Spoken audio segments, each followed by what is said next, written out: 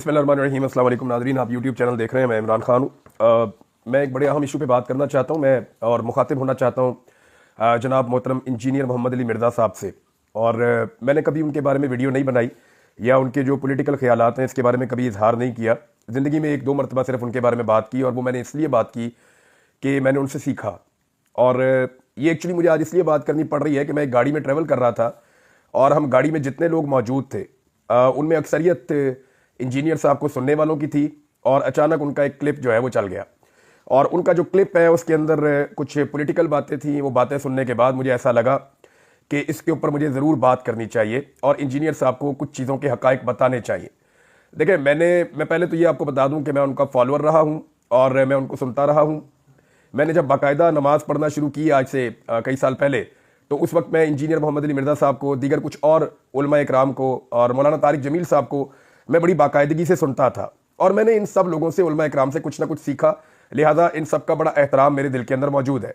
लेकिन गुज़िश्ता कुछ अरसे से मैं इंजीनियर साहब के अंदर कुछ चीज़ों की तब्दीली देख रहा हूँ और लगातार देख रहा हूँ।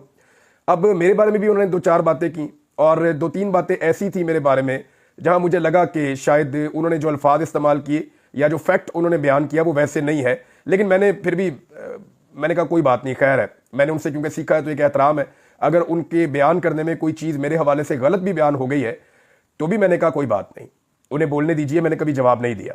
लेकिन आज जो उन्होंने किया, उन्होंने पूरे के पूरे एक पाकिस्तान की आवाम के एक बड़े हिस्से के ऊपर उन्होंने एक बहुत बड़ा एलिगेशन लगा दिया इंजीनियर साहब ने। तो मुझे लगता है कि ये चीज़ें उनके सामने रखनी पड़ेंगी। एक फील्ड उनकी है जहां पे उनके पास नॉलेज है, वहां हम उन्हें चैलेंज नहीं करते। लेकिन ये जो मिलिट्री एस्टेब्लिशमेंट की फील्ड है या पाकिस्तान की सियादत में एस्टेब्लिशमेंट की मुदाखलत की फील्ड है, यहाँ पे बयानात देना तो बड़ा आसान है, लेकिन इसको इन डेप्थ जानना बहुत मुश्किल है। मैं क्योंकि मिलिट्री एस्टेब्लिशमेंट को बहुत अच्छे तरीके से जानता हूँ और मैं बतौर जर्नलिस्ट काम करता रहा हूँ, इन लोगों के साथ राब्ते में कल भी था और आज भी अगर मुझे खबरें मिलेंगी तो राब्ते में रहूंगा। लेकिन ये जो इंजीनियर साहब का नॉलेज है ये बहुत महदूद है, और जो बातें उन्होंने की है ये इंतहाई खतरनाक है, ना सिर्फ पाकिस्तान के लिए बल्कि इंजीनियर साहब के लिए भी। वो इसलिए कि जो गाड़ी में लोग बैठे हुए थे, जो अक्सरियत इंजीनियर साहब को सुनने वाली थी, उन्हें मायूसी हुई ये स्टेटमेंट सुनने के बाद, और उन्होंने हैरत का इजहार किया कि ए की हो गया इंजीनियर साहब नु, या ये किस तरह की बातें कर रहे हैं, ये हम तो इन्हें सुनते हैं। तो इंजीनियर साहब अपनी हैसियत और अपनी जो वक़्त है या लोगों के दिल में जो उनका एहतराम है, एक और नुक्ता नज़र से उसको डैमेज कर रहे हैं बदकिस्मती से। तो नाज़रीन, शुरू करते हैं कि इंजीनियर साहब ने स्टेटमेंट क्या दिया। तो इंजीनियर साहब, आपने फरमाया कि ये डिजिटल दहशतगर्दी की आपने टर्म इस्तेमाल की और पाकिस्तान तहरीक इंसाफ के हवाले से आपने इस्तेमाल की कि ये डिजिटल दहशतगर्दी करते हैं। फिर आपने टीटीपी से ज़्यादा पाकिस्तान तहरीक इंसाफ को कसूरवार करार दिया अपने स्टेटमेंट में। फिर आपने कहा कि एक जमात मुनज़्ज़म तरीके से पूरे इदारे को रगड़ा लगा रही है, तहरीक इंसाफ को आपने ये कहा कि, और ये कहा कि मुनज़्ज़म तरीके से कर रहे हैं। दूसरा, आपने कहा कि पाकिस्तान का नजरियाती कत्ल कर रहे हैं फौज पर तनकीद करके, ये नजरियाती दहशतगर्दी है, आपने ये भी करार दिया। फिर आपने कहा ये फौज पर बतौर इदारा एक हमला हो रहा है, यानी पूरे इदारे के ऊपर ये अटैक है। फिर आपने इमरान खान साहब की कैरेक्टर असैसिनेशन करते हुए कहा कि इमरान खान का पता नहीं क्या माजी है और मुस्तकबिल पता नहीं क्या होना है, ये भी आपने कहा। फिर आपने फितना कत्ल से बड़ा जुर्म आपने कहा करार दिया, कुरान पाक में वाकई है। और आपने फिर पाकिस्तान तहरीक इंसाफ को और उनके लोगों को फितना करार दे दिया। अब इसके बाद आपने कहा कि ये सारी सियासी बातें करने के बाद आपने कहा कि हमारा ये प्लेटफॉर्म सियासी नहीं है, इसलिए मैं इस लेवल पर नहीं उतरता। यानी आप कुछ और भी बताना चाह रहे थे, क्योंकि आप ये कह रहे थे कि नून लीग और पीपल्स पार्टी से बदतरीन जमात आपने पाकिस्तान तहरीक इंसाफ को करार दिया। अच्छा जी, इसके बाद आपने कहा कि तलबा इनके हाथों गुमराह हो रहे हैं। हिटलर से आपने इमरान खान साहब को तशबीह दी, और फिर आपने ये भी क्लेम किया कि पाकिस्तान तहरीक इंसाफ के 4 टुकड़े हो चुके हैं और मजीद टुकड़े भी होंगे, ये आपने पेशन गोई की। इसके अलावा आपने कहा कि इमरान खान साहब माफ़ी मांगे। अब जरा ये जो आपका स्टेटमेंट है इंजीनियर साहब, इसकी मैं कुछ चीज़ें आपके सामने रख देता हूँ। नंबर 1, डिजिटल दहशतगर्दी, ये टर्म आपने कहाँ से सुनी? ये तो पाकिस्तान के army chief general Asim Munir साहब बोलते हैं, या ये टर्म जो है वो मरियम नवाज बोलती हैं, या ये टर्म जो है PMLN के लोग ज्यादातर बोलते हैं। तो मुस्लिम लीग नून और मिलिट्री एस्टेब्लिशमेंट की जो टर्मिनोलॉजी है डिजिटल दहशतगर्दी, जो उन्होंने पाकिस्तान तहरीक इंसाफ के खिलाफ मुतारफ करवाई थी, इसको आपने बड़ा क्लैरिटी के साथ ये कह दिया कि ये पाकिस्तान तहरीक इंसाफ है और ये डिजिटल दहशतगर्द हैं। आपने बयानिया अपनाया एक मखसूस सिमत का, जिनको 17 सीटें मिली हैं, जो इलेक्शन हार चुके हैं, PMLN और मिलिट्री एस्टेब्लिशमेंट। फिर आपने TTP से ज्यादा पाकिस्तान तहरीक इंसाफ को कसूरवार करार दे दिया। अब तहरीक तालिबान पाकिस्तान इंसानों का कत्लेआम करते हैं, और पीटीआई एक सियासी जमात है, उन्होंने किसी एक का भी कत्ल नहीं किया। वो सिर्फ अपना मौक़िफ़ बयान करते हैं। और अगर जमहूरियत है इस मुल्क में तो सबको अपना मौक़िफ़ बयान करने की इजाज़त होनी चाहिए। फिर आप कह रहे हैं कि एक जमात मुनज़्ज़म तरीके से पूरे इदारे को रगड़ा लगा रही है। देखें, इमरान खान साहब ने बार बार कहा, अभी जो उन्होंने खतूत लिखे हैं आप उनको पढ़ लें, उसमें इमरान खान साहब ने क्या कहा। इमरान खान ने कहा कि फ़ौज भी मेरी, मुल्क भी मेरा। वो तो फ़ौज को ओन कर रहे हैं। ये जो तनकीद होती है, मैं करूं, इमरान खान करें, या बाकी जो लोग ओवरसीज़ पाकिस्तानी हैं या जो पाकिस्तान के अंदर सोशल मीडिया एक्टिविस्ट हैं, ये लोग फ़ौज के खिलाफ तो नहीं है। फ़ौज को तो हम अपना पेट काट के पालते हैं।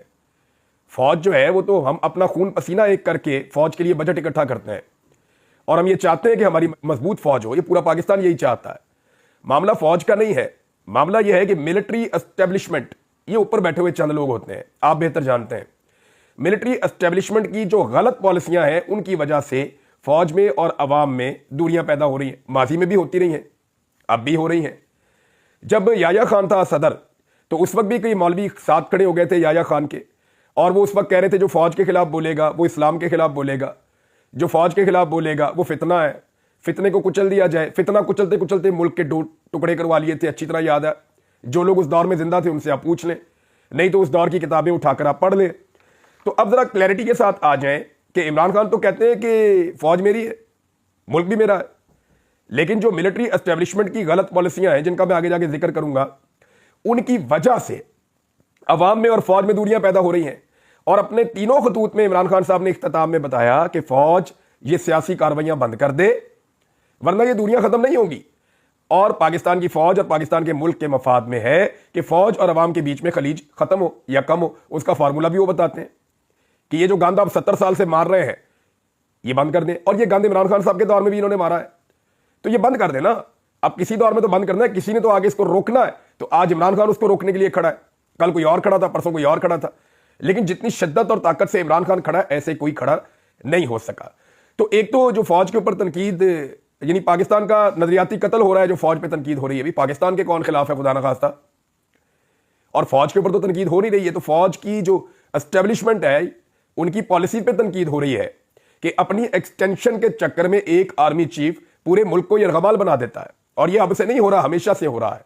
राहील शरीफ की क्या ख्वाहिश थी? एक्सटेंशन। जनरल बाजवा को क्या चाहिए था? एक्सटेंशन। ये जो अभी 26वीं तरमीम पास करवाई गई, जिस तरीके से करवाई गई, उसके बाद हुआ क्या? एक्सटेंशन।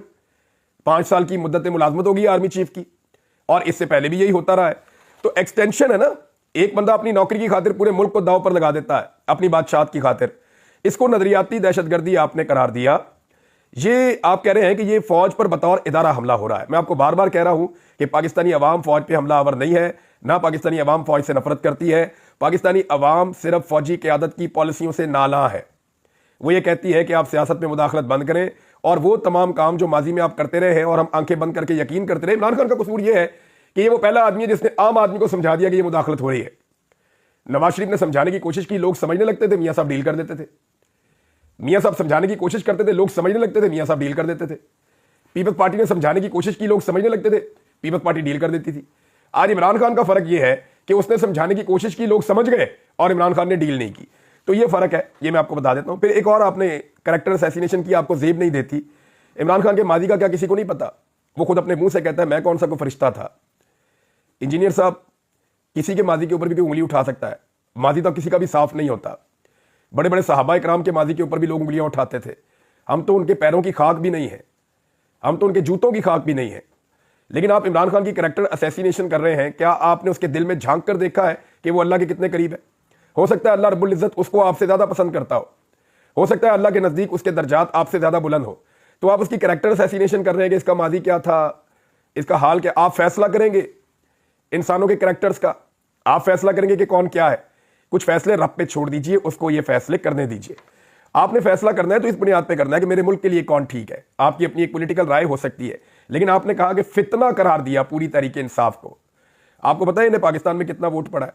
इनसे बल्ले का निशान छीन लिया, इनसे इनकी तमाम सहूलियात छीन ली, इन्हें दीवार के साथ लगा दिया गया। फिर भी अवाम की सबसे बड़ी तादाद ने करोड़ों की तादाद में निकलकर बदतरीन धांधली और फस्तायत और जुल्म और जबर के बावजूद निशान ढूंढ ढूंढ कर लोगों ने ठप्पे लगाए और इमरान खान के साथ खड़े हुए। आप अंदाजा कीजिए। यानी आप जिन्हें फितना करार दे रहे हैं वो पाकिस्तान की सबसे बड़ी अक्सरियत है।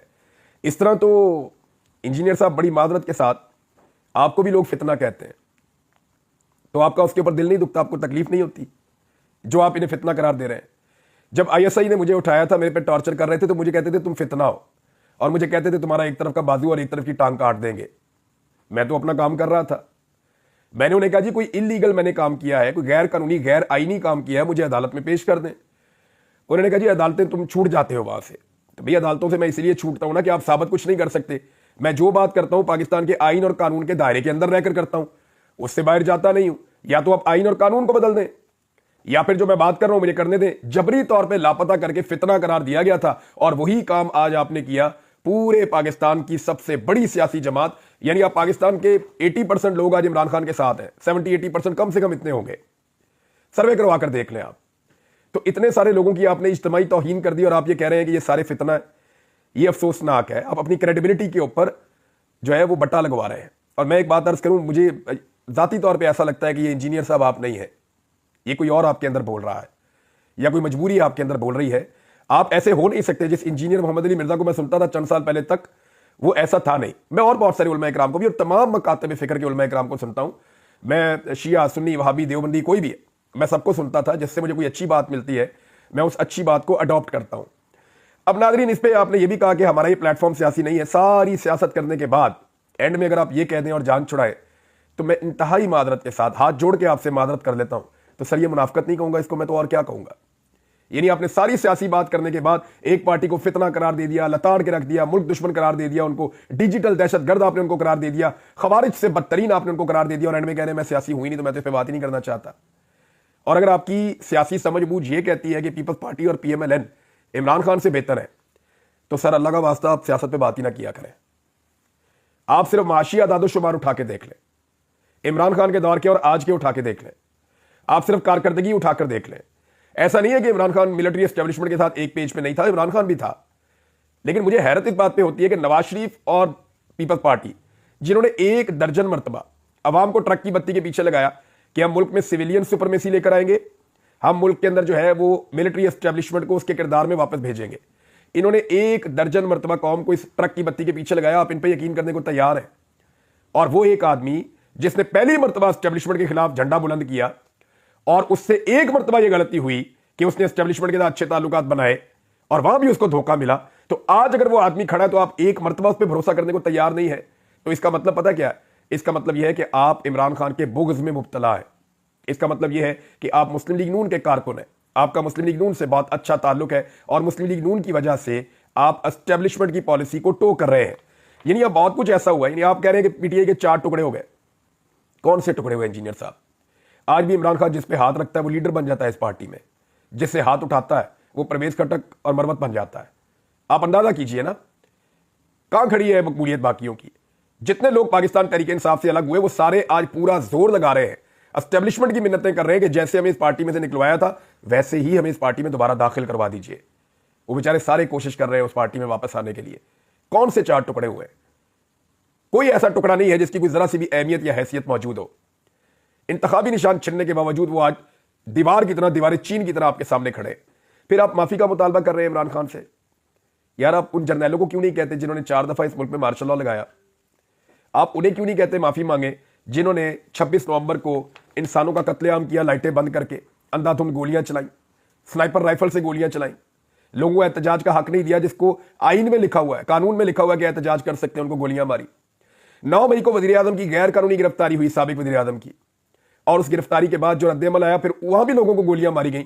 उस पर तो आपने कभी नहीं कहा कि वो माफी मांगे। खवातीन की बेहुरमती पे आपने कभी कहा कि माफी मांगे? कभी पाकिस्तान 2 लख्त हुआ, आपने कहा मिलिट्री एस्टेब्लिशमेंट को कि माफी मांगे? वजीर आला को 2 दफा अगवा किया गया एक सूबे के, वो बेचारा बताता नहीं है अपनी इज्जत की खातिर, वहां तो आपने नहीं कहा कि माफी मांगे। काला तरीन कानून ये लेकर आ गए पीका के मामले के अंदर। मैं पहले इसके हक में था, आज भी हूं कि सख्त कवानीन बनने चाहिए, लेकिन भाई कोई अदालत तो हो ना जिसके अंदर आप जाएं बाद में। ये तो कानून बना ही नहीं, लाकानूनियत आ गई है, काला तरीन काम हो गया है। पहले आप बोलते थे जब PTI के दौर में ये आ रहा था, आज आप उसके ऊपर बात करने को तैयार नहीं है। पार्लिमान पर हमला हुआ, उसके ऊपर आप नहीं बोले। औरतों और बच्चों को अगवा किया गया इस मुल्क में एक आईनी तरमीम के लिए, वहां आपने माफी का नहीं कहा। इद्दत वाला केस, यानी पाकिस्तान की नहीं दुनिया की तारीख के घटिया तरीन केसेस में से एक केस बनाया गया साबिक खातून अव्वल के ऊपर, सिर्फ इमरान खान को और उसकी बीवी को जलील करने के लिए। उसके ऊपर आप नहीं बोले।